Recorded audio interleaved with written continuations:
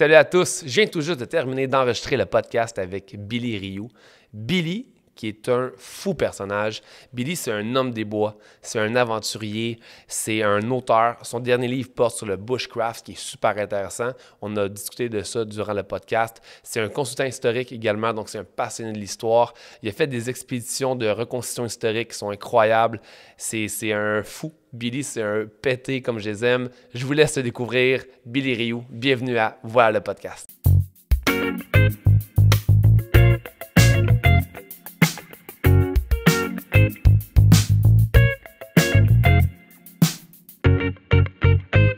À la base, mon cher Billy Rioux, c'est Sam Breton qui me parlait de toi.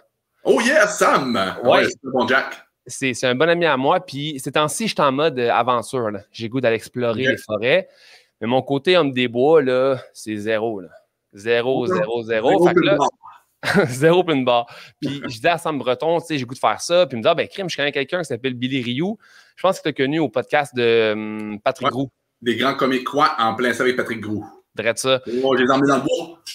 il me dit, tu sais, parle-y, envoie-y un message, peut-être qu'il peut donner des conseils, des idées de comment te débrouiller en forêt. Puis là, j'ai commencé à lire sur toi, à voir tes vidéos YouTube, à voir ce que tu as fait. Puis je me suis dit, Chris, dans le fond, je veux pas juste y parler pour des conseils, je veux l'inviter sur le podcast, là. Parce que tu es un bon pété, dans le bon sens. Tu es un fou personnage. Tes vidéos YouTube sont hyper hilarantes. C'est super rempli de conseils, mais en même temps, c'est léger, c'est beau, c'est naturel. Je trouve ça super cool. Puis j'ai vu un truc que tu as fait où tu as marché 1600 km à pied, habillé en chevalier. Ouais. Puis c'est à ce moment-là, je fais non, OK, c'est ça. Là, j'envoie un courriel à l'instant même pour dire, il est temps, Chris, faut qu'on discute. Fait que dans le fond, je cherchais un peu comment te décrire. Là, j'écris aventurier et auteur. Là, je sais que tu es consultant aussi historique. Tu as fait plein d'affaires. Mais je veux qu'on parle un peu de ton dernier livre qui s'appelle Bushcraft, La survie relax. Que t'as entre les mains. Yes, sir. Oh, moi, yeah. j'ai lu un peu sur qu'est-ce qu'est le bushcraft. Parle-moi un peu pourquoi écrire un livre, puis qu'est-ce que c'est le bushcrafting. Ben, en fait, le bushcrafting, ça a commencé depuis quand j'ai commencé YouTube, ça fait environ... Écoute, j'habitais dans le bois, dans une cabane dans le bois en 2012 pendant 1 an. J'ai construit une cabane dans le bois, puis là, écrit tout ça, j'habitais là 1 an. J'avais des chaises, j'avais mon jardin, j'étais semi-autonome, là. Et puis, c'est ça, je voulais vivre l'expérience immersive dans le bois. Et j'ai commencé à faire des vidéos YouTube. Et tranquillement, dans les vidéos YouTube, le monde m'a parlé du bushcraft. C'est un phénomène quand même qui existe depuis le 19e siècle, mais qui a pris une ampleur vraiment immense là, à partir des années 2000, principalement en Angleterre, au Canada, aux États-Unis. Et puis, le bushcraft, en fait, c'est quoi? C'est comme, en fait, moi, j'appelle ça de la survie relax parce que c'est comme, ici, on appelle ça de la survie en forêt. Ah, je m'en vais en survie en forêt dans le bois. Mais c'est du bushcraft, en fait. C'est de pouvoir vraiment acquérir des connaissances de la nature en utilisant les outils, quand même, pour pouvoir vivre le plus longtemps possible dans le bois, en forêt. Le but, en fait, c'est vraiment ça, c'est d'avoir le maximum de connaissances avec quelques outils, le minimum possible, et de vivre le plus longtemps en nature. Ça demande beaucoup de connaissances. C'est pas donc, on s'en va dans le bois tout nu, puis je m'en vais vivre, je m'en vais à Bay James en bobette avec mon duct tape. C'est pas ça, c'est trop dangereux, en fait. Fait que moi, je fais beaucoup plus la promotion du bushcraft. Mais là, tu as habité 1 an dans ta cabane, tout seul? Ouais, ben en fait, oui puis non. Oui, j'étais seul à cette époque-là, donc j'ai habité seul dans le bois pendant des périodes quand même qui pouvaient aller jusqu'à 3 mois durant l'hiver. Mais c'est sûr que des fois, je sortais parce que vivre en autonomie, en autarcie, qui est un phénomène extrêmement américain qui date de la Deuxième Guerre mondiale. Il y a un romantisme aussi du 19e siècle autour de vivre en autarcie, dans la nature, à la Henri David Thoreau, écrivain du 19e siècle qui avait écrit Walden ou La vie dans les bois. Donc, on a un phénomène très proche de la nature, mais qui est très américanisé, qui est en lien avec une vie en autarcie, donc en autonomie complète dans le bois. Ce n'est pas réaliste. Je vous le dis, c'est pas réaliste. Vivre dans le bois en autonomie totale, ça marche pas, ça fonctionne pas à cause, des ressources naturelles.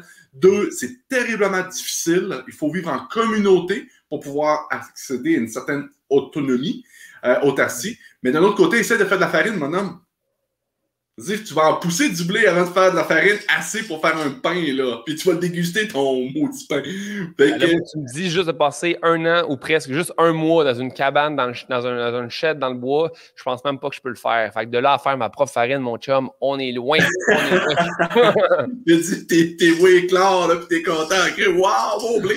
Mais non, c'est ça. Fait que c'est ça. Fait que moi, je fais beaucoup la promotion du bushcraft. Puis ça, c'était une de mes expériences. Une des plus longues, en fait, aventures que j'ai vécues, là. OK, cool.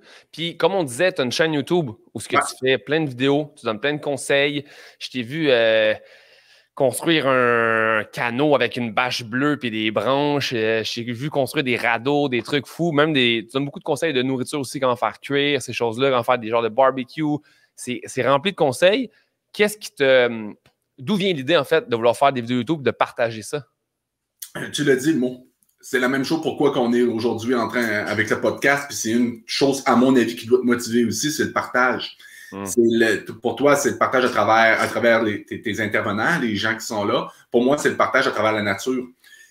Donc, c'est comment, en fait, on peut utiliser les ressources de la nature, la générosité de la nature, la spiritualité aussi qui est en lien avec la nature. Donc, pour moi, en fait, c'est un joyau qui mérite à être découvert. Je ne fais pas la promotion du survivalisme, je ne fais pas la promotion que la forêt est l'ennemi et qu'il faut aller au-delà d'eux et survivre. Ce n'est pas ça ma promotion. Moi, c'est davantage le bushcraft. Donc, acquérir des connaissances pour vivre le plus longtemps en collaboration, en harmonie avec la nature. OK.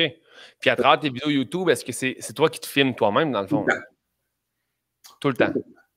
Puis au niveau du montage, c'est toi qui fais tout ça? Écoute, man, c'est tellement exigeant là sur YouTube, puis de plus en plus, c'est exigeant sur YouTube.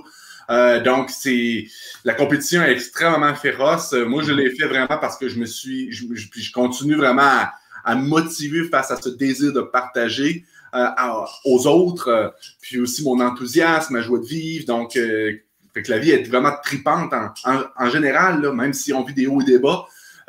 Moi, je suis un grand amoureux de la vie, donc c'est une façon de le partager. Mais c'est sûr que oui, si je fais de A à Z, c'est pas toujours évident parce que ça me demande énormément de temps. Je suis extrêmement occupé. Fait que ça fait en sorte que maintenant, je publie de moins en moins. Mais oui, c'est vraiment de A à Z. T'essaies-tu de te mettre un nombre minimum de vidéos par année? C'est quoi un peu ta technique? Ça dépend, man. Tu vois, Michael, il y a une année, je pense qu'il y a une année, j'ai publié une vidéo ou deux, là. Les autres années subséquentes, pendant, disons, une période de 7 ans, j'ai publié pratiquement tous les semaines. Là, en année, c'est comme, ça vient que je suis retourné à l'école, donc en retournant sur les bancs d'école, ben là, ça m'a demandé vraiment beaucoup de temps. Fait que j'ai publié beaucoup moins. Puis, je parle aussi personnellement aussi, comme mon père, la dernière vidéo, en fait, c'est que mon père, ben, il y a un cancer du cerveau. Donc, je parle aussi un peu de ma vie parce que ça fait partie de la vie aussi. Ça fait partie des adversités qu'on vit dans la vie. Donc, fait que là, je vais publier un petit peu moins. Donc, c'est les aléas de la vie qui font en sorte que je publie ou que je publie pas parce qu'il faut que je fasse attention à ma santé aussi, là. Mm-hmm. Quand je vois tes vidéos YouTube, là, tout de suite, je me suis dit, Billy Rioux pour avoir une genre de série télé. Là. Moi, j'attends encore la série télé de Billy Rioux. Est-ce que c'est le genre de projet qui te tenterait? Ben, en fait, oui, je vais animer un show. On va être en tournage cet été. Fait que ça m'a pris, en fait, entre toi et moi, là, en fait, entre toi et moi et tes auditeurs. Oui, oui. Personne. Non, on est un peu plus. mais c'est ça, en fait, j'en ai pas beaucoup parlé ouvertement, là, honnêtement, en entrevue, mais c'est ça, j'ai travaillé j'ai travaillé sur des gros shows télé comme consultant pendant plusieurs années. Ouais. Encore aujourd'hui. Et là, ben, finalement, je travaillais aussi on the side à faire, comment je pourrais dire, à faire mon propre show. Donc, parce que je faisais des contacts dans le milieu, puis le monde, c'est tellement trippant dans le milieu de la télé, là, c'est vraiment cool. Fait que, puis ça, un des derniers shows que je collaborais, c'était le Lot du Diable à Historia, qui était un super gros show avec une gang super. Fait que, puis j'ai travaillé au show de la Rue vers l'Or à TVA aussi, donc je collabore beaucoup à des documentaires, puis des séries dans le cadre de certaines capsules. Fait que, mais c'est ça, fait que ça reste que Pour ce show-là, ben là, présentement, je peux pas trop en parler, mais ça va être, ça va être en ligne en novembre, pour l'instant. C'est toi qui vas l'animer. Ça va être toi qui vas être le personnage. Ouais, on est 2 co-animateurs pour ce show-là. OK. On sait, tu sais qui l'autre co-animateur? Ou... Je peux pas en parler! On va en parler! Je peux pas en parler! D'où ça vient, ça? Le goût de la nature, le goût de ne faire qu'un avec le bois, ça part d'où? Ben écoute, c'est mon père, en fait. Tu vois les images qui sont là, c'est comme c'est comme le fils et son père qui marchent avec le chien. Oui. Tu vois, c'est comme l'Alaska. C'est tous des rêves que je caressais, que j'ai vécu dans ma jeunesse, en fait. J'allais à la chasse avec mon père, à la pêche.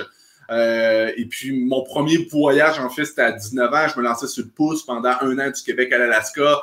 J'allais en Alaska. Donc, c'est comme, pour moi, je suis allé plusieurs fois au Yukon en Alaska. Fait que ça reste que c'est des paysages extraordinaires. C'est quelque chose qui, disons, qui nous fait rêver énormément, la nature, puis ces grands espaces-là. Là. Fait que j'ai toujours grandi un peu avec ça. J'étais un peu, j'ai jamais vraiment, j'étais un semi-drop-out. J'étais sur le bord, disons, d'arrêter l'école. Okay. Mais finalement, mes parents m'ont vraiment motivé à continuer. Puis j'ai fini mon secondaire 5. J'ai étudié en protection de la faune pour devenir agent de conservation de la faune. Okay. Quand même. Et puis après, ben là, je suis parti. Puis c'est ça. Puis après, ben, j'ai commencé mon entreprise de faire des conférences. Pendant 12 ans, là, c'était mon gagne-pain principal jusqu'à temps que je retourne sur les bancs d'école. Wow! Mais est-ce que tu fais encore des conférences aujourd'hui ou non? Oui, j'en fais encore. Une fois à l'autre, j'en fais encore. J'ai des demandes, là. Ça fait que oui, j'en fais encore. Fait que c'est ça. J'en fais moins, en fait. Là, c'est juste ça, là, à cause que c'est ça. Ben là, je suis retourné en histoire, là, pour faire juste la maîtrise en histoire. Wow. Fait que, pour pouvoir pousser un peu plus, parce que j'étais un maniaque de l'histoire. Donc, de pouvoir aussi à travers mes aventures, là. Même le bushcraft, en fait. Le bushcraft, il y a 3 lignées. Il y a une lignée militaire, il y a une lignée coloniale, historique, et il y a une lignée aussi technique plus autochtone. Donc, la culture autochtone. Et puis moi, la lignée que je vois, c'est beaucoup plus coloniale, dû à ma passion pour l'histoire. OK. C'est vraiment, c'est pour ça dans mon livre, c'est pas, écoute, c'est pas comment faire un arc avec comment je pourrais dire, ce flip-napping qu'ils appellent, fait que c'est vraiment la taille de pierre que je suis capable de faire, que c'est vraiment cool à faire, mais que c'est pas quelque chose que je vais faire la promotion. J'ai quand même fait un canot d'écorce, quand même, que j'ai fait la promotion et tout, mais parce que c'est une sorte de canot d'écorce qui existe aucunement dans la littérature et qui est peu documenté, là. Donc, je l'ai fait pour ça, mais autrement, présentement, non. Tu sais, si, mettons, moi, je pars un week-end là, dans le bois, c'est sûr que je vais écouter des vidéos de toi avant pour m'inspirer. Ça peut que je fasse absolument rien qui reste de ce que j'ai vu, mais en bout de ligne, je vais quand même écouter des vidéos de toi. Toi, tu t'inspires de qui? Je pour apprendre des nouvelles techniques. Je vais être bien franc, là. J'ai pas une personne qui peut dire, OK, c'est this is the guy. Okay. Et c'est un petit peu de chaque individu. Tu vois, il y a Ray Mears, qui est un des tops sur bushcraft. Fait que lui, je m'inspire un petit peu de lui. Je m'inspire, disons, d'un de mes mentors sur YouTube, Mike Burton, que ça fait 20-25 ans qu'il en fait. Que lui, il a une grosse chaîne, c'est un gros YouTuber, puis on tripe ensemble, c'est lui qui m'a emmené. Fait que c'est des individus comme ça qui font partie de mon chemin, de mon parcours, et que je rencontre, qu'on échange, puis que j'apprends. Il y a André-François Bourbeau qui a un doctorat, en fait, sur la survie en forêt. On a fait des aventures ensemble. Il m'a appris énormément. C'est pour ça que j'en parle beaucoup dans mon livre. Donc, c'est des individus comme ça que j'ai rencontrés. On tripe. Le but, c'est d'avoir du plaisir à travers ça. J'avais aucune idée que tu peux faire un doctorat en survie en forêt. Ouais, c'est... À l'UQAM, ça, ou... Non, il l'a fait à l'Université du Colorado. Fait que, puis c'était vraiment plus dans un bac en genre plein air, plus genre comme à l'école, faire les sports à l'école, là, l'éducation physique qu'ils appellent, là. Ouais, mais ça, c'est secondaire, c'est pas à l'université, mettons. Ben oui, il y a un cours, me semble, il y a un cours d'éducation physique là, il y a un cours pour enseigner l'éducation physique là. Oui, mais je veux dans le sens que si c'est plus plein air, je pense pas qu'au Québec, on a quelque chose qui ressemble à ça, ben peut-être, dans le fond. Il y a un bac en plein air qui est extrêmement super bon, là, qui est à Chicoutimi. à l'Université du Québec à Chicoutimi. Okay. Ça, c'est un super beau bac. Et en fait, la direction, ben, ils font beaucoup de la promotion du bushcraft un peu à travers ça. Ils en parlent. Donc, moi, je pourrais dire, c'est une des avenues, disons, pour apprendre sur le bushcraft, mais aussi c'est dans la globalité du plein air parce que ça fait partie du plein air. C'est une science, hein, comment aller en nature et tout. Donc, mais c'est sûr que le bushcraft, c'est une petite particularité, là. Ah ouais. Si on revient un peu vers tes 19 ans, là, justement, tu pars en Alaska sur le pouce, tu en écris un récit, un livre, en fait. Qu'est-ce qui se passe dans ta tête, là? Dans la tête de Billy? Je veux vivre, man! Je veux vivre! Écoute, man, j'étais écœuré d'être ces des medical. J'étais écœuré. Je voulais vivre, je voulais voyager, je voulais triper, je voulais rencontrer du monde. Fait que non, je suis parti. Moi, je viens de Rivière-du-Loup, mon village natal. Saint-Antonin, petit village associé juste à côté de Rivière-du-Loup. Et je suis parti comme ça, 800 pièces en poche, sac au dos, let's go, là. C'est comme, peu importe ce qui arrive, je m'en vais. Je pars. Puis, ça a duré 1 an, ce périple-là, là, pour apprendre l'anglais, pour me découvrir, surtout, là. J'avais besoin de ça. C'était un cas. Je soufflais enfin, je respirais, là. Wow. Puis, pourquoi écrire un livre? Pour le partage. Parce que qu'est-ce que j'ai vécu dans cette expérience-là a tellement été intense que j'avais besoin, en fait, de pouvoir vraiment... J'ai manqué mourir dans ce voyage-là. J'ai vécu des expériences extrêmement intenses qu'à partir de ce moment-là, j'ai décidé que, OK, j'ai besoin de l'assimiler. Et la meilleure manière, en fait, de l'assimiler, c'est de le partager. Donc, qu'est-ce que j'ai fait, en fait, c'est que j'ai écrit un livre, j'ai fait des conférences. C'est de même que j'ai commencé à faire mes premières tournées de conférences à travers le livre. Et puis, par la suite, eh bien, ça m'a emmené à ma deuxième aventure qui est capotée, là. Oh oui. Puis que j'ai fait vraiment beaucoup de conférences là-dessus. C'était un tour de l'Europe avec 1 cent d'impoche. Littéralement 1 cent d'impoche. J'avais zéro. Genre, j'avais rien d'impoche. Je dis 1 cent, là, c'est une image. Ça n'existe plus aujourd'hui, des scènes, là. C'était en 2005. Je suis parti, sac à dos de rien, puis let's go. J'ai fait 16 pays, 3 mois. Wow! Avant qu'on aille sur ce sujet-là qui est vraiment intéressant, on va juste revenir. Tu as failli mourir. Raconte. Ben, en fait, j'étais arrivé 4 fois dans ma vie où est-ce que j'ai vraiment passé proche, puis c'est ça, tu vois, c'est comme le métier d'aventurier, c'est ça l'aventure, hein, c'est de vivre avec l'imprévu, l'adversité. Donc, c'est de pouvoir, si on arrive, on fait un voyage sans imprévu, sans aucune marge d'imprévu, c'est pas une aventure, c'est un voyage. Puis c'est correct, là, il n'y a pas un meilleur, il n'y a pas un meilleur ou que l'autre, peu importe, là. Mais pour moi, c'était en nature, donc c'est sûr qu'il y avait une grande part d'imprévu. Notamment, il pleut. OK, j'avais pas prévu ça. Neige à telle altitude. Crevasse. Je tombe. Fait que il y a plein de choses. Puis c'était... il y a une fois, c'est ça, je faisais de l'escalade. En fait, je faisais de l'escalade de roche et puis j'ai fait une vilaine chute qui faisait en sorte que lorsque j'ai tombé, c'est comme dans les films, là, tu vois, il y avait des coinceurs. C'est des genres de petites pièces métalliques qu'on insère dans les fissures. Et puis, comme dans les films, en faisant ma chute, ben, ils ont tous tombé sauf le dernier en bas. Fait que j'ai fait une vilaine chute. Wow! Et là, j'étais genre à... Quoi, j'étais vraiment haut, là. Écoute, c'était à Waterton. J'étais environ un bon National Park, là. Waterton, c'était une super belle place. C'était super beau. Puis là, cette falaise-là est très haute, là. Je dirais à peu près un bon 300 mètres, 800 pieds. Fait que j'étais dans le vide à peu près, je dirais au moins un bon 100 mètres. Ben, 300 mètres, 900 pieds. Fait que là, j'étais à peu près à 300 pieds dans les airs, là. Wow! Fait que là, c'est ça. Fait que là, il a fallu que je prenne confiance sur moi. J'ai eu une grande, grande chaleur. C'est comme j'ai pensé à ma famille. J'ai comme gentil main aussi sur mon épaule qui m'aidait à me supporter, à avancer. C'est une expérience extrêmement traumatisante et extrêmement intense. Fait que j'ai continué quand même à grimper, j'ai solidifié, j'ai pris confiance. Puis dès que j'ai atteint un certain plateau qui me permettait de pouvoir faire une traverse pour atteindre un endroit beaucoup plus safe, je suis redescendu en bas de la montagne, j'en pouvais plus. C'est comme T'étais-tu blessé? Qu'est-ce que tu avais eu finalement?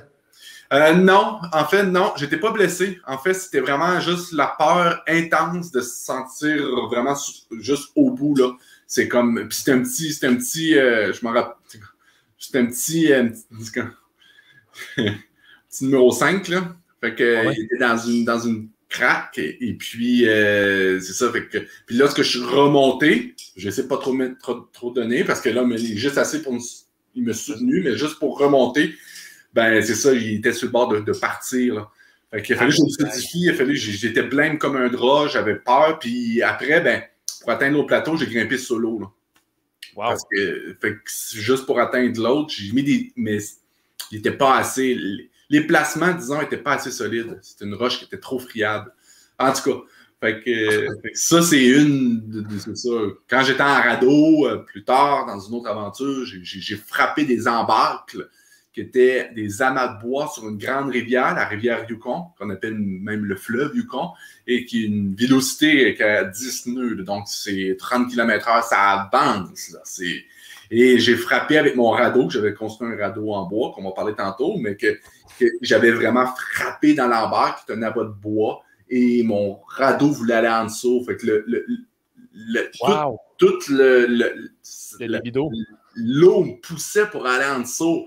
Puis c'est vraiment en poussant, en criant, puis en essayant de m'extirper que, whoop, le radeau a remonté, l'eau est allée par en dessous, et là, j'ai pu faire un 360 et puis sortir. Fait que, mais à chaque année, ben, régulièrement, en fait, c'est une des conséquences de la mortalité de plusieurs canotiers. Parce qu'ils arrivent là-dedans, ils foncent, ils chavirent, ils tombent en dessous. Et ils retrouvent plus leur corps. Tu ne le vois pas quand tu arrives. Ben, c'est le courant tellement fort qu'il pitch dessus. Fait qu'un canotier qui a plus ou moins d'expérience, c'est comme si tu descends rapide, puis tu arrives, puis t'as pas le temps de réagir, et là, paf, tu tombes dedans. Puis en tombant dedans, ben là, ça avance plus parce que c'est un amas de bois. Fait que là, tu fonces, puis après, le canot arrive, et là, ça te pousse, le canot penche, et tu renverses, et là, tu tombes en dessous. C'est pour ça qu'à ce moment-là, c'est que tu sors de ton canot, tu t'en vas sur l'embarque, et puis, adieu, là, le canot, il s'en va en dessous, c'est fini, là. Ah non, c'est d'un danger. La nature, c'est pas. C'est pour ça qu'il faut toujours se préparer.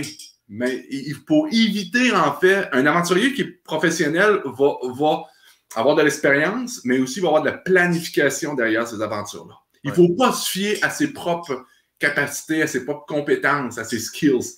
Il faut vraiment aller plus de l'avant. C'est pour ça que le bac est super important là-dessus parce qu'il te permet de te préparer dans ces moments-là. Au même titre que le bushcraft te permet de te préparer lorsque tu te perds dans le bois. Parce que moi, je me suis perdu 3 fois et je peux te dire, bien honnêtement, c'est rough. C'est rough de te perdre dans le bois de même. Là. Ce qui est fucked up, là, c'est que moi, je suis le genre de gars, tu me parles de ça, puis je trouve ça pas atroce comme situation, mais c'est dangereux. Là. Tu me parles de ces événements-là, puis ça me rend angoissé. Mais en même temps, je me dis, Christ, que c'est hot.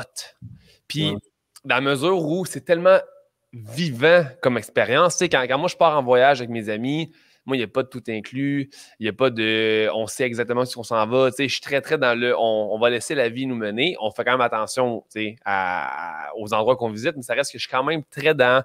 Je veux rien de touristique. Je veux que ce soit vrai, je veux que ce soit nature, tu sais, fait que tu me parles de ça, ça me rend super excité, j'aurais le goût de partir sur un radeau comme toi, quitte à peut-être risquer de tomber. Est-ce que des fois, c'est dur pour toi de pas trop aimer ça, ce genre de danger-là? Plus maintenant, man. OK, c'est ça. Plus maintenant, non. Parce que, je te dis, man, j'ai vieilli et j'ai travaillé. En fait, c'est pas seulement à vieillir, c'est que j'ai travaillé beaucoup sur moi. J'ai vu un psy pendant longtemps, je le vois encore aujourd'hui. J'ai travaillé énormément sur moi, à travers l'écriture aussi. J'ai travaillé et ce besoin-là de reconnaissance envers les autres ou envers soi-même, donc, ça fait en sorte que, même si des fois, cette peur de cette honte-là ou de ne pas réussir, d'être toujours dans la performance, il y a un lien très proche avec la honte. Et ça m'a permis, en fait, de pouvoir faire une paix avec ça. Et aujourd'hui, en fait, me mettre en danger, c'est pas ce que je désire. Mes expéditions, lorsque j'en fais, j'essaie que ça soit le plus modéré possible et que ce soit avec plaisir. C'est pour ça que mes aventures de bushcraft, c'est pas pour me pousser physiquement sur le bord de... Je le fais avec je sais pas, avec des barèmes que je maîtrise, puis que même s'il y a de l'aventure, à un moment donné, de l'imprévu qui peuvent arriver, ça reste qu'il y a une préparation en arrière qui est là. Ouais, je comprends. J'ai pas besoin de ça, même. Tu finis par prendre conscience que ça sert à rien d'être autant en danger, tu sais. Non, parce que ça me rend encore plus heureux, en fait, parce qu'il y a une adrénaline, hein. Après avoir vécu une grosse aventure, puis je trouve ça beau, là, je suis content de l'avoir fait, puis je trouve ça beau, le monde qui se dépasse physiquement, c'est merveilleux. Et ça fait partie d'un parcours de vie, puis écoute, moi, je trouve ça super, puis moi, ça fait partie de mon parcours aujourd'hui. Écoute, c'est juste que je vis encore plus de bonheur en partageant, disons, avec des individus autour de Bushcraft, en partageant à travers mes conférences, avec ma copine, lorsqu'on va à mon chalet dans le bois, lorsque je fais du canot avec mes amis, relax, tout. Lorsque je passe une journée tout seul dans la nature, juste regarder les arbres, c'est trippant, là. Fait que c'est ma relation avec la forêt, ma relation avec moi-même a juste évolué avec le temps, là, tout simplement. C'est très beau, ça. Très mature, ce Billy. Très, très mature. Si on parle de une scène en poche, Europe. Ouais. Explique un peu le trajet que tu as fait, l'idée. Ben, le principe, en fait, c'est ça, c'est que le principe, je commençais mon entreprise, je cherchais une manière, en fait, je cherchais juste une manière de réaliser un rêve que j'avais depuis longtemps. Et c'était le moyen rêvé parce que ça ne veut pas, c'est comme le monde, on se demande tout parce que avoir de l'argent fait partie des premières, comment je pourrais dire, des premières excuses qu'on se dit on ne part pas en voyage cause qu'on n'a pas d'argent. C'est la première qui vient, le temps et l'argent. Pour tout, là, que ce soit le voyage ou pour tout. Donc, pour tout rêve, ça reste c'est une confrontation. Il faut se confronter premièrement à ça. Et puis, confronter ou pas, tout dépendant. Puis moi, ben c'est ça, je me suis dit, OK, tout le secondaire, le monde me disait, je veux partir, mais j'ai pas d'argent. Puis, m'amener, milieu professionnel, m'amener, pas sûr, peut-être l'année prochaine, il faut mettre de l'argent, puis c'est de l'argent de côté, puis c'est correct, là, c'est bien correct. Pardon? Fait que je me suis dit, OK, ben let's go, let's do it, sans argent, pour démontrer en fait qu'il y a une chaîne de fraternité dans le monde et que c'est possible de pouvoir voyager sans un sou et que ce n'est pas vraiment, les limites vraiment qui existent, c'est celles que l'on se crée. Donc, et c'était ça que je voulais démontrer. Fait que j'ai fait Écosse, Écosse, j'ai descendu, j'essaie d'y aller de l'autre côté, Grèce, et j'ai remonté jusqu'à Suède, le Grand U. Pas à pied tout le long, là. J'ai fait le pouce. C'est ça? Non, je ne suis pas à pied. Non, oublie ça, je suis encore là. C'est comme, c'est beau, mais c'est 6000 km quand même. Là. Écoute, c'est long. Là. Mais je faisais le pouce. Je travaillais quand je pouvais. Écoute, j'ai mangé des poubelles à ma mère en Angleterre. J'étais plus capable. Je jonglais sur la rue. J'ai fait de mon mieux, en fait. C'est juste que mon horaire est extrêmement très, très restreint. J'avais 3 mois seulement. Et tu as trouvé un job. On pense que, il va se trouver un job. Ben, essaie de trouver un job, toi, en 2 jours, vite, pour pouvoir assez faire d'argent en 1 semaine pour pouvoir après continuer ton voyage. C'est pas évident. Faut trouver, faut chercher. Tu travaillais où, mettons? Ben, à Chamonix, j'ai fait une entrevue radio. Ça a donné que, écoute, comment j'ai rencontré. Je pense que c'est moi qui ai demandé à la radio, dire, hey, écoute, je suis à Chamonix, je me cherche un job, j'aimerais ça faire une entrevue radio pour m'aider. Fait que le gars, il a dit, pas de problème, je parlais de mon voyage, tout. Et en sortant de la radio, ben, j'ai rencontré un de ses amis qui était là. Puis on s'est juste échangé comme ça. Il m'a dit, qu'est-ce que tu fais ici? Je fais un tour en Europe, tout ça. Puis je dis, hey, je suis en train de chercher un job. Puis il m'a dit, viens me voir à soir. Fait que j'ai travaillé avec lui pendant 1 semaine. Alors, moi, puis ça m'a donné des bouffe. T'as-tu manqué d'eau? Non, par la suite, non. C'est sûr que des fois, en Slovénie, c'était un petit peu plus rough.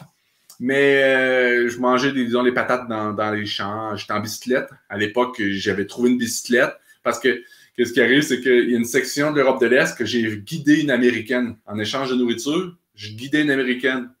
Puis il parle beaucoup, en Albanie, il parle beaucoup d'italien, je parle italien, donc c'était une façon de pouvoir communiquer avec les gens, de pouvoir vivre une expérience. Pendant 1 mois ensemble, on a voyagé. Fait que c'était un échange qu'il y a eu là. Dans des pays qui étaient quand même, on parle en 2005, la guerre était en 99, on était encore dans une situation quand même qui était quand même assez lourde. Fait que, au moins à 2 comme ça, c'était plus. C'est un peu comme le film Into the Wild. Ouais, ben en fait, j'étais allé visiter l'endroit où est-ce que cet homme-là est décédé, là. Christopher? Chris? Oui. Christopher? Quelqu'un? Chris. Ouais. Il est en Alaska, lui, en fait, là, où le autobus était, là. En plein ça, ouais, je suis allé marcher pas loin. Je suis content que tu n'aies pas mangé un mauvais fruit puis que tu sois encore avec nous. Ben, ouais, ben, moi tout. C'est, à un moment donné, il y a une limite. Puis c'est pour ça que je comprends très bien aussi qu'est-ce qu'il a vécu d'une certaine façon en étant dans la nature aussi longtemps. C'est que il y a quelque chose qui se passe que ce que tu vis dans la nature pendant surtout une période de 21 jours et plus. Dans la littérature, il y a le fameux 21 jours. Ah ouais? Ouais, il y a un fameux 21 jours où est-ce que là, tranquillement, il y a quelque chose qui se passe psychologiquement, qui serait à étudier, qui serait à décrire, mais ce que je vois beaucoup dans tous les récits que je vois, c'est qu'à partir de 21 jours-là, le monde part. Parce que c'est très inconfortable. C'est vraiment inconfortable. Ouais, fait que il y a plusieurs, en fait, ouais, moi je réalisais, c'est au bout de 3 jours, 7 jours, 21 jours. Après, ben, you're good to go.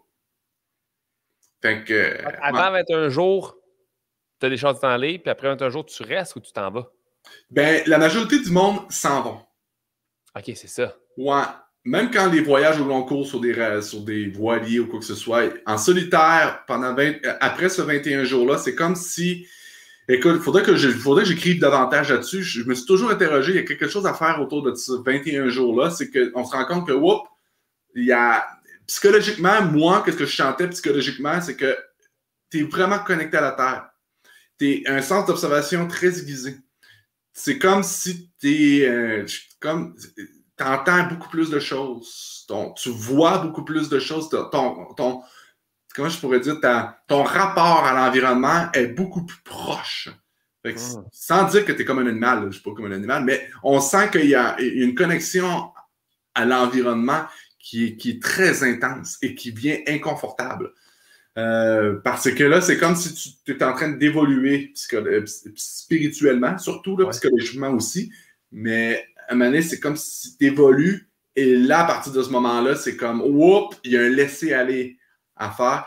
Et il faut être bien avec soi-même à un certain degré, à mon avis, là, pour vivre.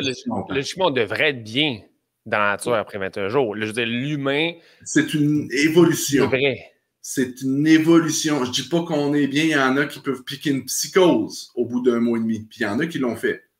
Donc, et là, je peux pas me mettre dans la peau des individus comme Christopher, là, qui était dans une situation, je sais pas ce qu'il a vécu totalement. Puis je veux pas non plus, spéculer quoi que ce soit. Là. C'est triste ce qui est arrivé. Puis ça arrive encore aujourd'hui, hein, des individus qui vivent des expériences intenses, physiques, puis décèdent. Mais ça reste que c'est facile à ce moment-là, surtout lorsque tu as faim. Là, je parle d'une expérience que tu manges, lorsque tes besoins vitaux sont comblés, donc te loger, te nourrir. Donc, t'es quand même, comment je pourrais dire, t'es quand même une bonne base. Là. Mais là, si tu rajoutes là-dessus que t'as pas faim, oublie ça. Moi, un moment donné, j'entendais des voix. J'entendais de la musique dans le bois, une musique liturgique dans le bois. C'est capoté, là. C'est capoté lorsque tu manges beaucoup moins. Dans mes aventures, lorsque j'étais au Yukon pendant une longue période de temps, j'entendais une voix. C'est quand, les smokes, c'est des expériences spirituelles qui sont très fortes. Fait que c'est important de se nourrir. Et c'est pour ça que quand tu ne te nourris pas, ben là, ton sens rationnel est erroné. Ouais. Et à partir de là, tu manges des choses. On a vécu une expérience sur le show de la rue vers l'or où est-ce que les participants ont littéralement, à cause qu'ils ont manqué de nourriture, il y a un manque de jugement qui est arrivé, qui ont dit, cette plante-là, on la mange parce qu'elle ressemble à l'autre. Mais on a tellement faim qu'on va la manger, même si elle ressemble. C'est pas elle, mais elle ressemble. Ils l'ont mangée. Il y en a 2 qui ont failli mourir, dont un très proche. L'évacuation d'hélicoptère en plein milieu du bois au Yukon. Fait que c'est pour ça qu'on est dans c'est pour ça qu'il faut faire attention. C'est qu'il y a toujours des risques qui sont inhérents à ça. Fait que c'est pour ça que j'essaie beaucoup de le décrire puis de le partager, là, de ces risques-là. Puis la préparation. Je crois que c'est une expérience qui mérite d'être vécue sous surveillance, mais en même temps, as-tu le même feeling? Admettons que je pars d'un matin dans le bois pendant 21 jours, je peux-tu comme avoir un téléphone pas loin, puis quand je me mets à filer bizarre, j'appelle. C'est une façon de pouvoir quand même se connecter à cette... parce qu'il y a quand même quelque chose de beau dans cet esprit-là d'unicité, d'expérience, justement, comme spirituelle avec la nature, mais si ça devient dangereux, là, la ligne est où, tu sais? La ligne, mon homme, là, c'est que, première des choses, comme moi, là, dans un an, penses-tu vraiment que du jour au lendemain, j'ai construit ma cabane, puis let's go, mon Léon, je suis dans ma cabane pendant un an? Ben non, c'est ça. Même si, écoute, j'avais fait des expériences dans le bois, là, mais je me sentais pas prêt. Il y avait quelque chose qui me disait pas tout de suite. J'ai habité une semaine dans ma cabane. J'ai habité un mois dans ma cabane. J'ai continué à me pratiquer, à prendre du temps, à assimiler tranquillement. Je l'ai construit en 2007 et 5 ans plus tard, en 2012, je me suis lancé dans le bois pendant un an. Ça m'a pris 5 ans de préparation. Tu t'es acclimaté un peu tranquillement. Tranquillement. Je me suis dit, ah, wow, après un mois, crime, j'aime donc bien ça. Je continue 2 mois. Wow, j'aime vraiment ça. Bon, ben, je pense que là, je suis prêt pour un an. Mais j'ai démarré le week-end. Fait que c'est pour ça, pour toi, disons, va dans un parc, man, fais un trip de canot, relax, reste 3 jours dans un camping pot tout seul, là, puis tu vas le voir après. C'est d'y aller tranquillement, étape comme étape. Il y a des individus, il y a pratiquement 10 ans où est-ce qu'ils sont partis en avion, ils ont dit, OK, on va vivre un trip de survie, on s'en va dans le bois, let's go, mon Léon, parti dans le nord de l'Ontario, avec justement, il y avait l'appareil, il y avait l'avion qui venait à telle date, à telle heure, un bris mécanique, il y a de l'eau qui est tombée dans leur cellulaire, ils ne pouvaient plus leur téléphone satellite, aucune communication, shit, puis ben ils sont morts. Ils sont tout simplement morts de famine, tout simplement, à cause de leur trip. Ils ne pouvaient plus appeler de l'aide. L'avion en plus n'est pas venu à telle date. Donc, tout allait pour faire en sorte que ça allait pas bien. Donc, et c'est récurrent, ça, ces expériences-là. Donc, c'est ça. Il y a des risques. Ouais, c'est ça. Moi, je pense que je suis un peu comme Chris. Je suis un peu dans le mode let's go, on y va, all-in dès le début. Fait que ça, il faut que je m'en paye une CPAC, là, avec un petit CPAC, man. CPAC facile, là. OK. Un petit week-end de camping. Réserve phonique, pourvoirie aussi. C'est ça. J'ai fait une ZEC la semaine passée. Good job! C'est quoi le nom? Le mont Gosford. Proche du lac Mégantic. Wow! Puis, man, le ciel, là, j'ai jamais vu autant d'étoiles de toute ma sainte vie. Je suis resté dans la neige, tout nu, pose pas de questions, mais de même. Puis je checkais les étoiles, puis j'étais comme, man, j'ai jamais vu autant d'étoiles de toute ma putain de vie. Parce que j'aime les douches froides puis les bains glacés. Ouais, c'est ça. Et là, je suis dans le bois, oui, c'est ça, ben oui. Ben, déjà qu'à la base, fait que, tu sais, il restait pas grand-chose. Il restait pas grand-chose. Genre, j'étais tout seul. Mais tu t'as vu juste une nuit, pas d'électricité. En plus, j'ai pas amené de bougie, il faisait noir. Tu sais, puis chaque quelqu'un. Mais vivre ça tout seul, je me suis dit, ça aurait été une belle expérience. Juste une nuit, fait qu'il faut y aller doucement. Ton défi, man, cette année, fais-le. Ouais. On va faire ça. Mais ça, là, écoute, ça, exactement, ça, là, ça, c'est vraiment les relents assez du romantisme du 19e siècle. Où est-ce que vivre en nature, le retour, ça, là, écoute, c'est vraiment dedans, puis c'était un... C'est ça, et ça, c'est ça les dangers, là.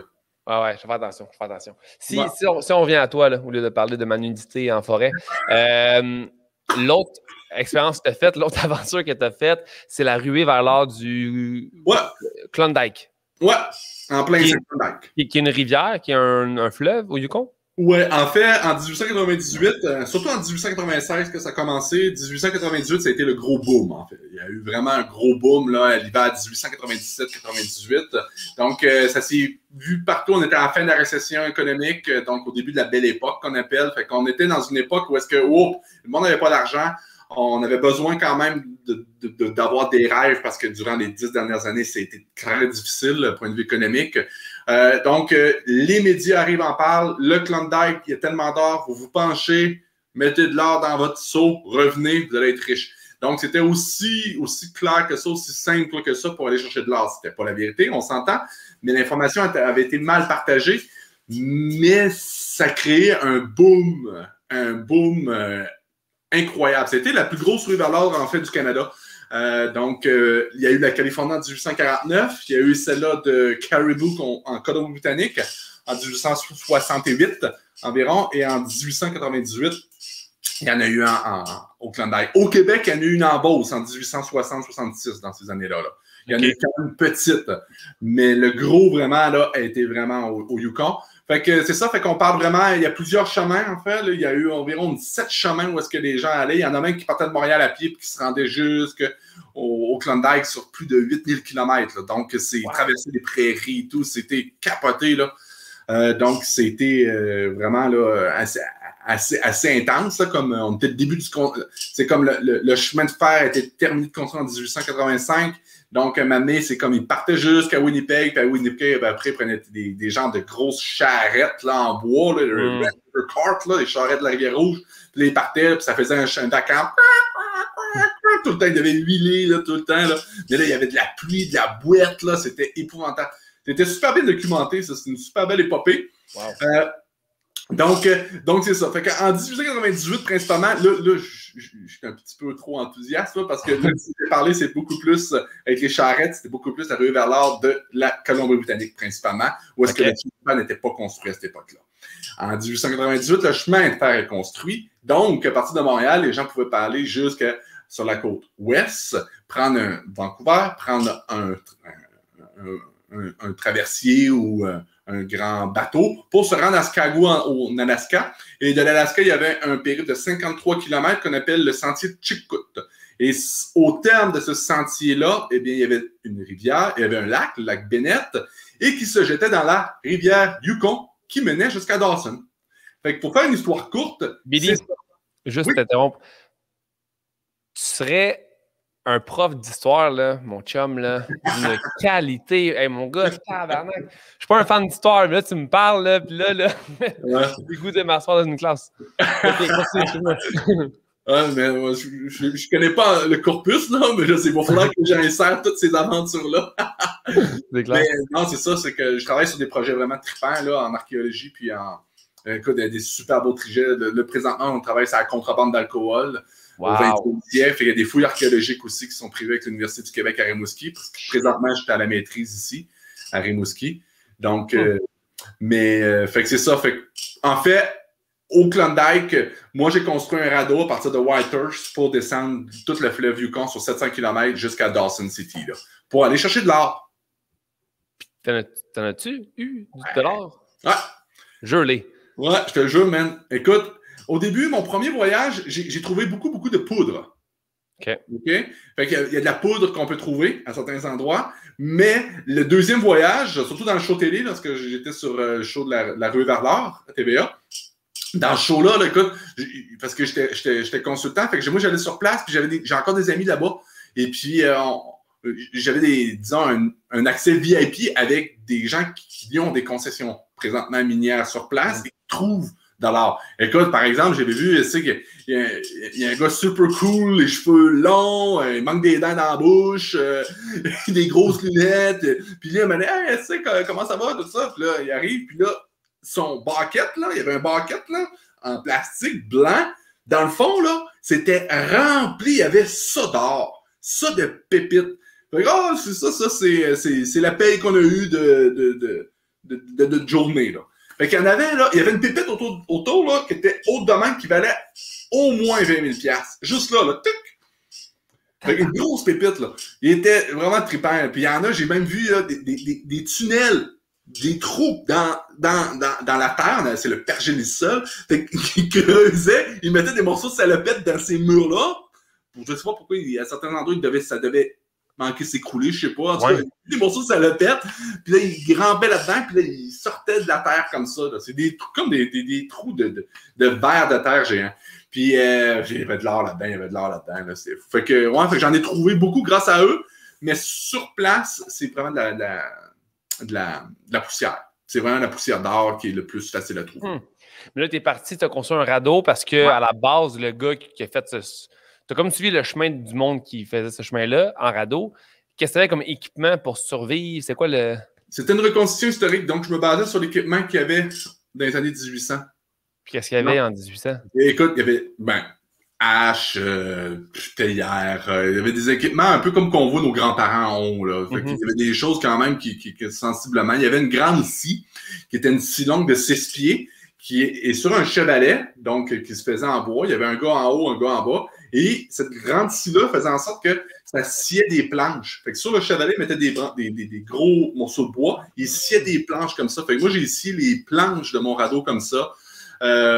C'est ça. Fait que, à part ça, il y avait des tentes en canevas, donc en toile. Et puis, c'est ça. Fait que c'était un équipement très rudimentaire, bien du whisky, mais bien rudimentaire pour pouvoir construire ce radeau-là. Là. Fait que c'était... Pas de nourriture, là. Tu as pris de la nourriture qui... Oui, j'avais de la nourriture à l'époque. Il y avait quand même... Ouais, c'était important d'être autonome. L'autonomie était importante et l'autonomie se trouvait principalement en amenant des biens. Fait que, et même, il fallait qu'il y ait au minimum 1 tonne de biens pour traverser, parce qu'on parle des États-Unis au Canada. Et au Canada, pour éviter les famines, il fallait qu'il y ait assez de nourriture pour durer 1 mois. Excuse-moi, 6 mois. 6 mois et avoir de l'argent pour un autre 6 mois, pour un minimum d'1 an, ce qui permettait à l'individu de rester un hiver complet à Dawson City. Sinon, il mourait, tout simplement. C'était trop dangereux, il y avait trop de monde. C'est trop de monde. On parle de 100 000 personnes là, qui sont allées et dans une petite localité qui pouvait en accueillir tout juste 5 000. Là. Donc, c'est sûr qu'il y avait des gens qui habitaient dans des shacks là, dans le bois, sur leur concession, mais ça reste que c'est ça. C'est très rudimentaire. Très dur aussi. Comme Jack London, un des auteurs qui a popularisé beaucoup la rue Verlaire à travers ses écrits, donc Cro-Blanc. Fait que puis je suis allé directement sur place, essayer de trouver le lieu de sa cabane sur le Henderson Creek. En tout cas, c'est vraiment beaucoup d'histoires intéressantes. Il y a tellement d'histoires de voyages, de trucs d'expédition que tu peux suivre les traces de quelqu'un. Comment tu as choisi celle-là? Puis l'autre que tu as faite, parce que le truc de 1100 km en tant que chevalier, ça aussi, c'est une reconstitution historique. Ça, c'était... Ouais, puis elle était très marginalisée, celle-là. Parce que vraiment, c'était une époque où est-ce que c'était ma façon d'apprendre sur l'histoire. Je n'étais pas encore à l'université à l'époque. C'est une façon originale. Puis cette expédition-là, en fait, je voulais vraiment marcher 1100 km à pied du nord de l'Italie à Jérusalem, sur les chemins des chevaliers de Malte, l'ordre de Malte, qui est le seul ordre monastique religieux qui existe encore aujourd'hui. L'ordre de Malte, on tape ça, puis à l'époque, c'était les Hospitaliers de Saint-Jean de Jérusalem, et ils ont déménagé à plusieurs endroits au fil des années. Aujourd'hui, leur siège social est à Rome. Autrefois, eh bien, leur premier était à Jérusalem. Donc, c'était un ordre monastique religieux qui, oui, c'était la protection. En fait, c'est protection de la foi. C'est Optum Curriculum. Là, tu me parles, Optum Curriculum, moi, ça ne veut pas dire grand-chose. Ouais,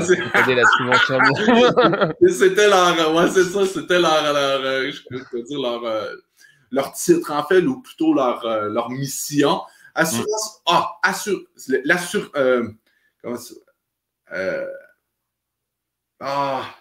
Ça fait tellement longtemps, là, ça, c'était en 2009.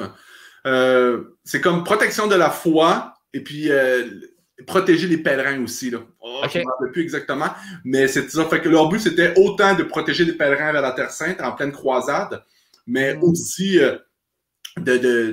assistant. Mais il y a aussi l'aspect de la pauvreté, fait qu'ils étaient beaucoup dans le milieu hospitalier. Fait que c'est eux les premiers hôpitaux et tout. Fait qu'il y avait comme les hospitalières.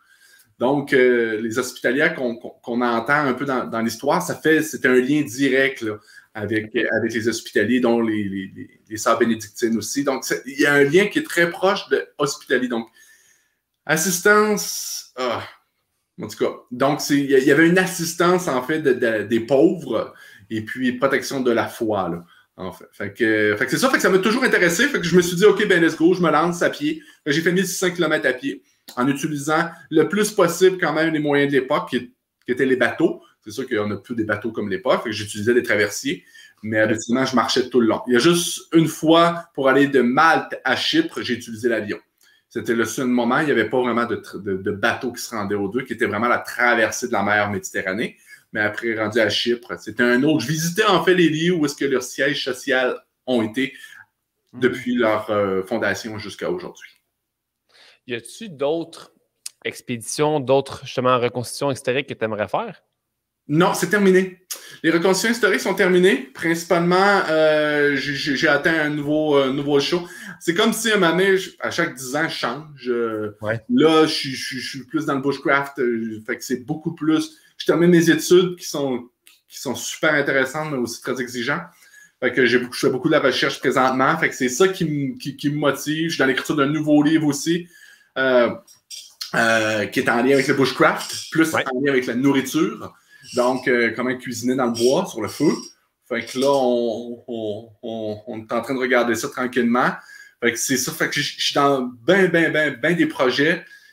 Mais les reconstitutions, non. Là, ça va être. Là, ce que je veux, c'est peaufiner mon art du bushcraft. C'est ça qui. Puis il y a aussi le slug. C'est ça présentement. Qui est en fait. Le slug, c'est super intéressant. C'est la sculpture sur bois. C'est très suédois.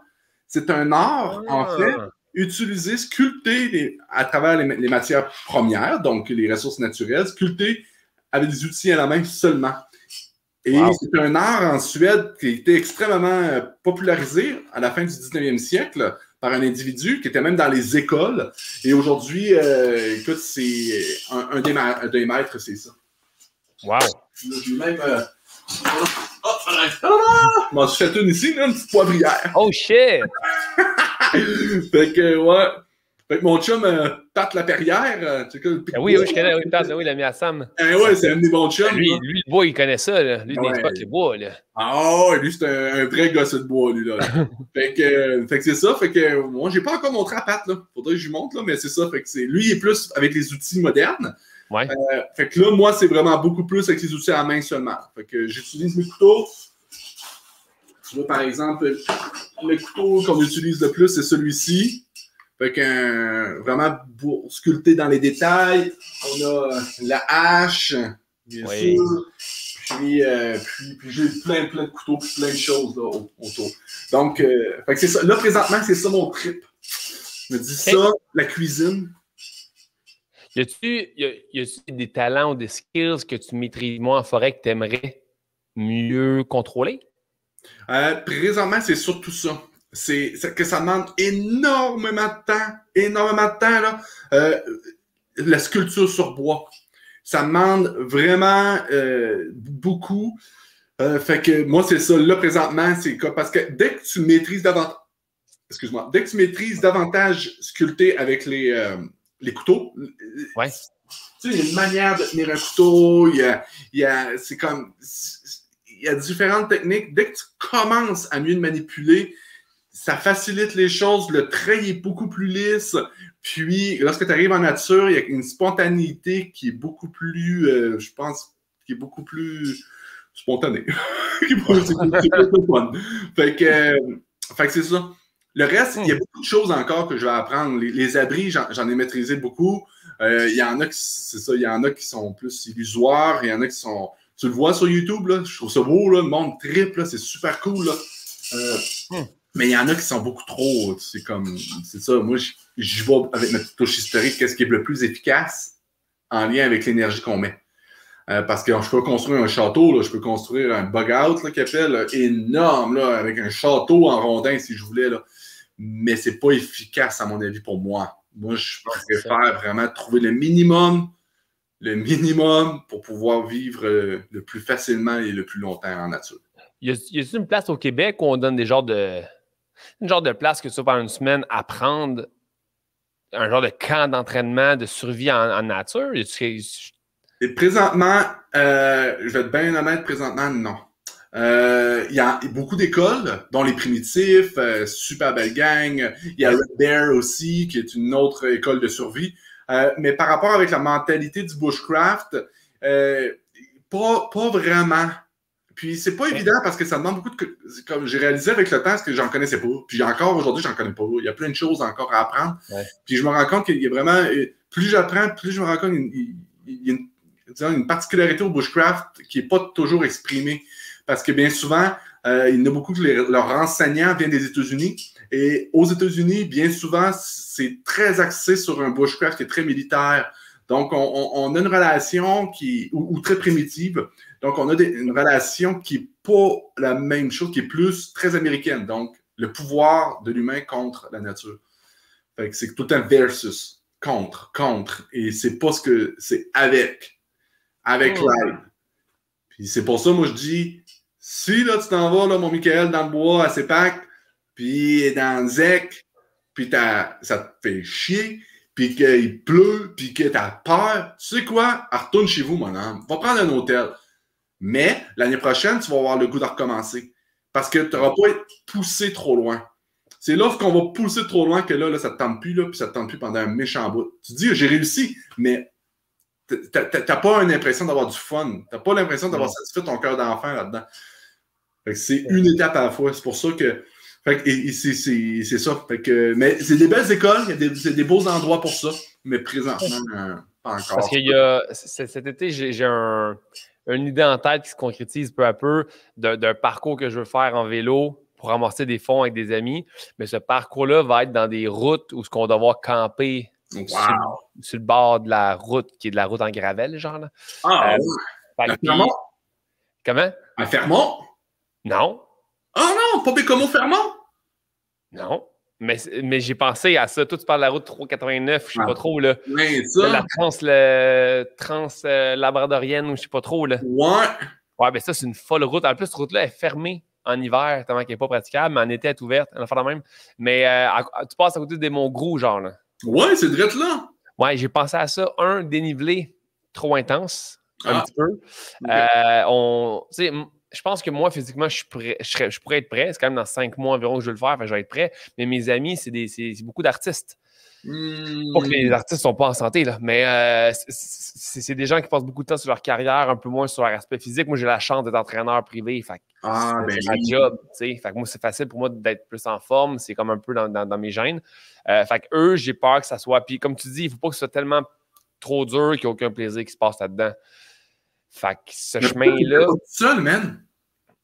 Ben, t'as vu, quand tu dis d'y aller tranquillement, là, ben c'est ça. Là, on va y aller tranquillement avec des amis. Quand je vais coucher moi, genre le gars qui est dans une tente tout seul dans la forêt, là, m'avoir la chienne, man. M'avoir la chienne. En plus, je sais que les ours n'attaquent pas. Je suis pas con. Là. Sur grand bout de ligne, je suis pas sûr que je suis à l'aise. Puis je suis pas sûr que je suis prête mentalement en ce moment de passer 7 jours ou 9 jours avec moi-même. Je pense que mentalement, ça va me... C'est pas le moment. J'ai trop de réflexions, j'ai trop de trucs. Je pense que ça va être quasiment un débat de partir tout seul. Je vais me mettre à parler avec les arbres, ça va être l'enfer. Là. Fait que je suis mieux d'y aller peut-être plus tranquillement avec eux. Mais éventuellement, oui, souvent que je partirais. Ou peut-être partir avec eux puis revenir tout seul. En tout cas, je sais pas trop. Parce que j'ai une idée de même. Ça reste qu'il y a quand même beaucoup de soirées qu'on doit devoir être dehors, dans la forêt. Puis tant qu'à être là, je vais essayer quand même de. Tu sais, on va avoir des tentes puis tout, mais je vais quand même essayer de commencer un peu mon aventure avec la forêt puis d'essayer d'appliquer certaines connaissances que j'aurais acquis pendant les 5 mois. Fait là, je me cherche un peu comme à me former, si on veut, entre guillemets. Puis tant qu'à être là, je vais essayer de pêcher puis de créer ma propre canne à pêche. Tu sais, ce genre de truc. Ouais, un début tranquillement. Là. Mort un briquet, tu sais. Mais reste que j'essaie d'apprendre des trucs de même puis pouvoir les appliquer directement dans une aventure. Tu sais. Ah, c'est super. Avec ton couteau et tout, tu vas pouvoir au moins sculpter. C'est comme juste. C'est ça. Fait que je vais checker ton YouTube. Là. Ben, ton livre, je vais l'acheter premièrement. Ça, c'est clair que je vais l'acheter. Je vais le lire. Puis j'essaie de prendre une coupe d'affaires puis l'appliquer puis me taguer sur Instagram. Là. Mais il n'y aura pas de réseau. Je vais le taguer par après, mais que je les reposte plus tard. Mais avec les 3 essentiels, un couteau, une corde puis un briquet. Ça fait du sens. La corde pour... Attaché, un abri, attaché. Ah ouais. Tu peux pas de faire un abri. C'est vite, là. Oups, tu brises, je sais pas, tu brises quelque chose, tu peux le coudre. Fait qu'une petite corde, là. Moi, ce que je mets, tu vois, juste une petite corde bien simple, là. Ah ouais? Ouais. Ben, c'est ça. Faut que je m'équipe, là, mon chum, parce que... Ouais, ben en fait, tu vas le voir, tu vois, j'ai différents couteaux. Moi, là, j'ai un opinel, là. C'est ça que j'ai. Ouais, c'est super bon!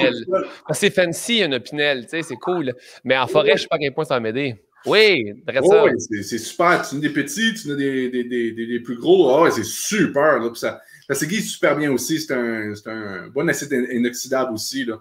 Ouais. Il est super bien. C'est sûr, pour un acide inoxydable, habituellement, ils sont très difficiles à aiguiser. Ils tiennent leur coup plus longtemps, mais ils sont très difficiles à aiguiser. C'est chiant, ça n'a pas de sens. Mais eux autres sont bons. Il y a un peu plus de carbone. OK, c'est bon à savoir, c'est cool. C'est pour ça qu'ils font comme les Victorinox. Ouais. Les Victos aussi sont super bons. Honnêtement, en acier inoxydable, Stainless Steel, là, c'est le best. Honnêtement, là, c'est super. Mais beaucoup plus difficile, à aiguiser. Huh. Mais c'est ça qu'il me faut. Il me faut un couteau là, avec plein d'affaires dedans. Là, parce que c'est ça. Il me faut des outils. J'ai absolument rien à part un couteau. Fait que m'acheter de la corde, un briquet, j'en ai un. Puis. Mais la paracorde. Il appelle ça de la paracorde. Canadian Tire. Ah ouais, pourquoi la paracorde, quoi de différence avec une corde normale? Elle est plus solide? Ben, la paracorde, j'en ai-tu ici? J'en ai dans mon. Parce qu'à l'intérieur de la paracorde. Oh, c'est bon. Il y a un peu de métal, quoi? Il y a un peu de... Non. Où est-ce que je l'ai mis? Ah, je l'ai-tu mis là, moi? Où est-ce que j'ai mis ma paracorde? Parce que j'en ai un peu d'un bord et de l'autre. Puis, en tout cas, à l'intérieur, il y a des filaments. Habituellement, c'est tout le temps ça que je mets. Là, je les ai laissés à mon camp, sûrement. C'est qu'à l'intérieur, il y a des filaments. Okay. C'est des anciennes, en fait, cordes de parachutistes. Ah. Fait qu'à l'intérieur, il y a des filaments. Fait que si, disons, l'enveloppe externe se rompt, ben à l'intérieur, tu as des filaments quand même qui peuvent aider à retenir. Et les filaments, tu peux les enlever et faire une corde pour pêcher, justement. Wow! OK? Fait que c'est un gadget. Honnêtement, c'est un gadget, là, mais ça reste que c'est très fort aussi. Là, pour mettre des abris, c'est très, très, très, très fort. Paracorde. Ouais, le paracorde, tu t'en vas chez le Canadian Tire, dans le milieu des cordes, là, tu le vois, c'est marqué paracorde. Tu jettes ça, bingo, that's it. Le jour où je vais partir dans le bois, je vais te lâcher un coup de fil. Ouais. Faire une petite checklist pour aller chez Canadian Tire, acheter ce qu'il faut parce que. Ouais. Billy, je te parlerai pendant des heures, mais il faut que je te pose les 5 questions. Que tu as eues d'avance. Ouais, j'ai vu ça d'avance, moi! Tu l'as pas checké? Ben oui, je les ai checkés. OK, yes. ça aurait pu être ça. Ça arrive. Fait que première question, quand tu es, je connais pas la réponse, mais quand tu es stressé, anxieux, qu'est-ce que tu fais pour devenir zen et calme? Va dans la ville, Montréal, downtown? OK, d'abord, je vais aller plus creux dans ma question. Qu'est-ce que tu fais en forêt directement? Y a-t-il une activité que tu aimes faire? Cuisiner, justement, quelque chose? M'asseoir, man, et rien faire. Juste regarder la nature avec un thé, mon homme, là, c'est le paradis sur le bord du feu. That's it. Moi, je passe ça. En fait, c'est le meilleur moyen que j'ai trouvé pour me relaxer. Fais un feu, thé, je reste là un après-midi complet. Ta cabane, es-tu loin dans la forêt? Es-tu quand même creuse? Non, elle n'est pas loin. Elle n'est pas loin parce que je voulais avoir un accès quand même avec mon automobile pour pouvoir transporter des choses. Fait que non, elle n'est pas loin. Là, c'est 5 minutes à pied du chemin principal. OK. Deuxième question. Si tu as un livre que tu peux toujours lire ou un film que tu peux toujours visionner, qu'est-ce que c'est? Ouais. Ben, écoute, je sais, tes questions ils étaient très pointilleux et moi, je suis un gars beaucoup plus large. Je ne peux pas. Écoute, j'ai essayé. J'ai dit maudite question. Ça n'a pas de sens, c'est maudite question. Puis, j'ai essayé. C'est pour ça que je te le dis d'avance. Tu as le temps d'y penser. Je le sais, man. Je les ai vus. J'ai lu tes questions. Mais si bol, c'est comme. Parce que pour faire un wrap-up, en fait, c'est juste que chaque individu a quelque chose à dire. Chaque individu, lorsqu'on prend le temps, aujourd'hui, malheureusement, c'était une entrevue, puis c'était moi qui devais parler avec ma grande gueule, là. Mais bien souvent, moi, je parle pas beaucoup. C'est juste en entrevue, des fois, je parle parce que c'est ma job, là. Ah oui, c'est lui. Autrement, j'essaie d'écouter le plus possible. C'est ça que j'essaie de faire au maximum, au lieu de valoriser mon ego. Je comprends. Fait que là, tu nourris mon ego, puis c'est le fun, là. Mais j'essaye vraiment de prendre le temps pour écouter. Et c'est de même que j'ai des récits. Il y a des livres, c'est ça, Jack London. Comme Jack London, je l'adore. Est-ce que je le lirai à chaque mois? Non, pas en tout. Parce que, comme Martin Eden, qui est un classique que j'adore, mais je peux pas. Il y a d'autres livres, je suis toujours en train de m'abreuver de différents livres. Des fois, écoute, comme ma blonde avait prêté un livre c'est comme dans un cours en féminisme, puis là, ça s'appelle Jouir. Tu comprends? C'est un livre sur on est ailleurs, là. La jouissance chez les hommes et les femmes. Là. Fait que je suis en train de lire là-dessus. OK, c'est comme à part du point G, tout ça, on est loin du bois, là, mon homme. Tu vois? Écoute, moi, je triple là-dessus, je me dis, ah, wow, OK, c'est intéressant, je savais pas. OK. Puis écoute, là, j'étais un livre sur ici, Ossager. Sur Becker, qui est un des premiers sur la marginalité. Donc, Ouais. qu'est-ce qu'un outsider? Qu'est-ce qu'un marginal, en fait, là? Fait que, écoute, je suis toujours dans différents ouvrages. Fait que je pense, et je vais en chercher un petit peu ici et là. Ouais. J'en ai pas un en particulier, mais pour t'aider. Ça répond à ma question. Tu m'as nommé 3-4 livres là, direct. Fait que c'est quand même bon. Là. Mais tu as vu, moi, je suis en train de lire un livre de Serge Bouchard qui s'appelle Ces femmes qui ont marqué l'Amérique. Oui. Très bien. Belle recherche. Man, je Ouais. capote.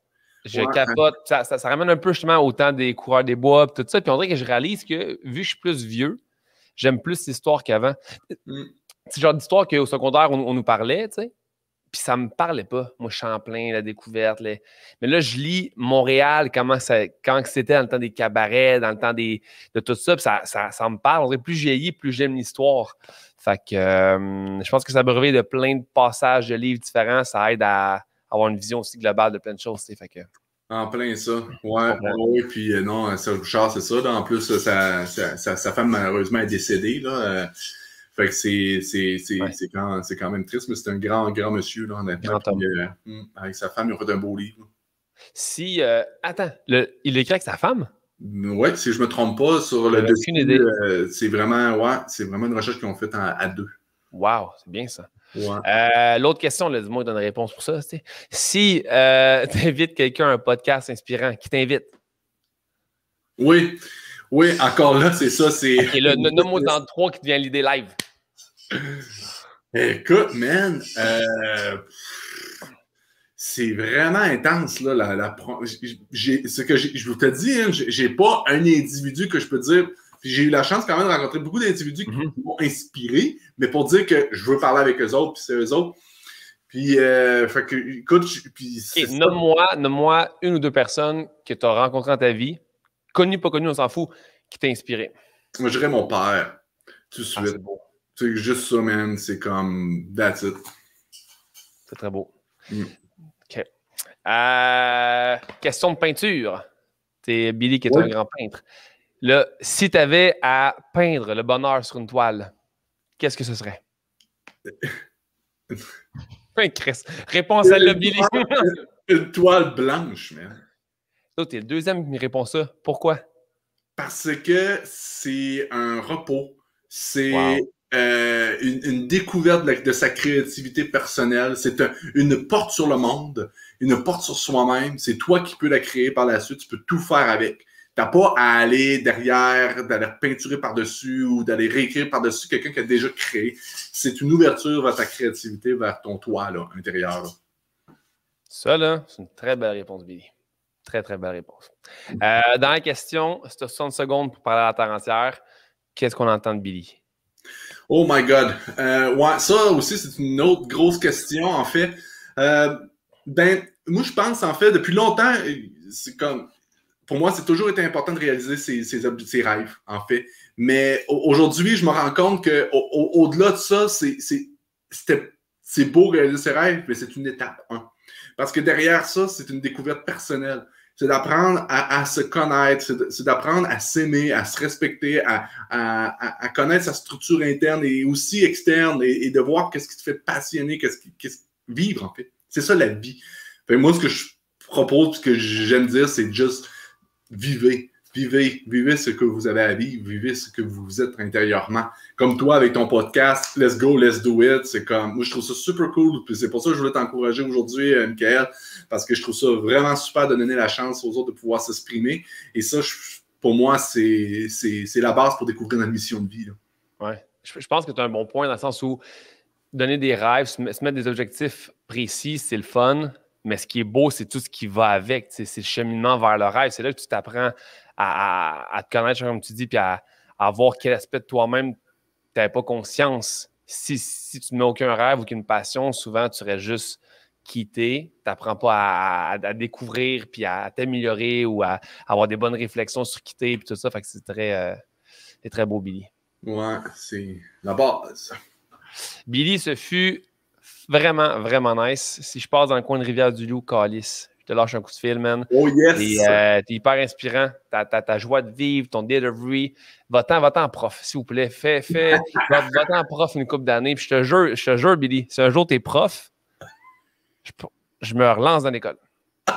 Juste ton cours, par contre. M'a foxé tout le reste, par contre. Moi, être franc, là. Tout le reste, j'irai pas, mais je vais aller à ton cours à toi juste pour y aller. Ok, je te tiens au courant. Billy, c'était très nice. Merci beaucoup encore une fois. Continue d'être cet homme si joyeux et si près de la nature. Ça fait super plaisir. Merci. Ciao.